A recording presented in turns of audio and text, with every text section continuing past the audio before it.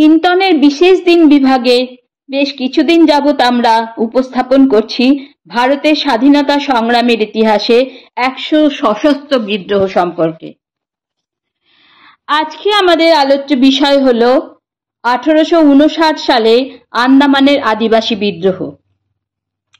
ভারতের মূল ভূখণ্ডের দক্ষিণে বঙ্গোপসাগর ও আরব সাগরের সংযোগস্থলে 572টি পুঞ্জীভূত দ্বীপ নিয়ে গঠিত আন্দামান ও নিকোবর দ্বীপপুঞ্জ। ভারতীয় ভূখণ্ডের অন্তর্গত কেন্দ্রশাসিত এই অঞ্চলটি মূলত আন্দামান ও নিকোবর নামে দুটি দ্বীপপুঞ্জ বা দ্বীপ সমষ্টি বলা যায়। দুটি দ্বীপপুঞ্জেরই পূর্বে ও পশ্চিমে বঙ্গোপসাগর। দুটি দ্বীপপুঞ্জকে পৃথক করেছে 10 কিলোমিটার দীর্ঘ একটি জলপ্রণালী, যা 10 ডিগ্রি প্যাসেজ নামে পরিচিত। দ্বীপপুঞ্জ দুটি রাজধানী পোর্ট ব্লেয়ার।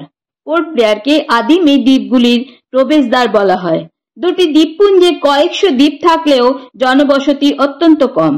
সেন্টিনেলি নামে একটি জনবিচ্ছিন্ন আদিবাসী গোষ্ঠী এই দ্বীপপুঞ্জে বসবাসকারী আদিম জনগোষ্ঠী। অনেকেই মনে করেন এরা এখনো পুরাতন প্রস্তরযুগীয় আদিম যুগ পেরোতে পারেনি।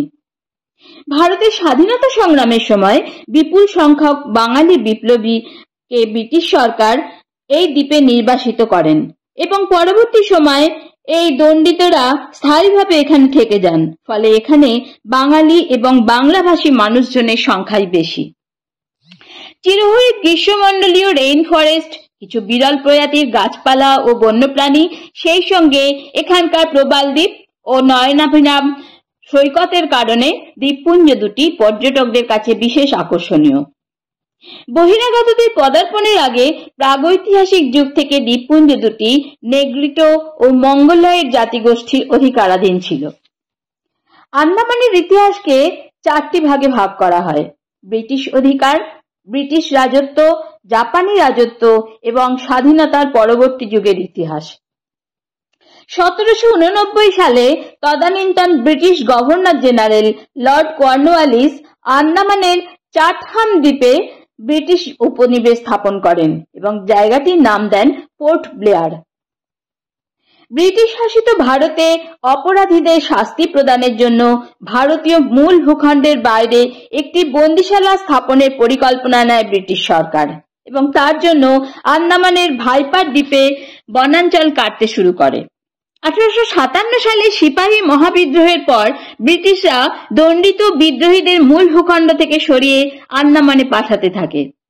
ব্রিটিশ ভারতীয় সেনাবাহিনীর প্রায় 200 জন বিদ্রোহী সৈনিককে এই কারাগারে বন্দী করা হয়।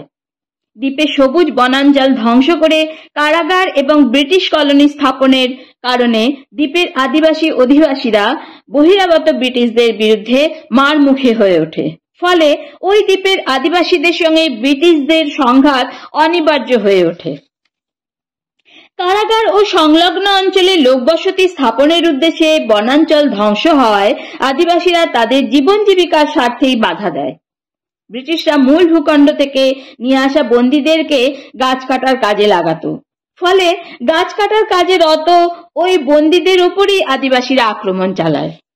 1859 সালের এপ্রিল মাসে 2 শতাধিক আদিবাসী তীরধনুক নিয়ে সাজাপ্রাপ্তদের কলোনি আক্রমণ করে। বহু আসামি তীরবিদ্ধ হয়। এর কয়েকদিন পর 1859 সালের মে মাসে প্রায় 1,500 আদিবাসী আরো সংঘবদ্ধ হয়ে পুনরায় ওই কলোনিতে হামলা চালায়। শৃঙ্খলিত বন্দীদের বাদ দিয়ে বাকিদের উপর তারা হামলা করে। প্রাণ ভয়ে অনেক বন্দী সমুদ্রে ঝাঁপ দেয়। আদিবাসীরা আটলান্টা পয়েন্ট থেকে আবেরডিনে তীরধনুক বর্ষা নিয়ে হামলা করে। ব্রিটিশরাও গোলাবারুদ নিয়ে পাল্টা আক্রমণ চালায়। ব্রিটিশ শাসকদের বিরুদ্ধে আদিবাসীদের এই যুদ্ধ আবেরডিন যুদ্ধ নামে পরিচিত। এরপর দ্বিতীয় বিশ্বযুদ্ধ চলাকালীন 1942 সালে জাপানিরা আন্দামান দখল করে। এরপর নেতাজি সুভাষচন্দ্র বসুর নেতৃত্বে আজাদ হিন্দ সরকার গঠন, জাপানিদের কবল থেকে দ্বীপপুঞ্জ উদ্ধার এবং 1947 সালে স্বাধীন ভারতের অন্তর্ভুক্ত হওয়া সে আরো দীর্ঘ পথ চলার ইতিহাস আমরা আবার কোনোদিন নিয়ে আসব। আজ এই পর্যন্তই। নমস্কার।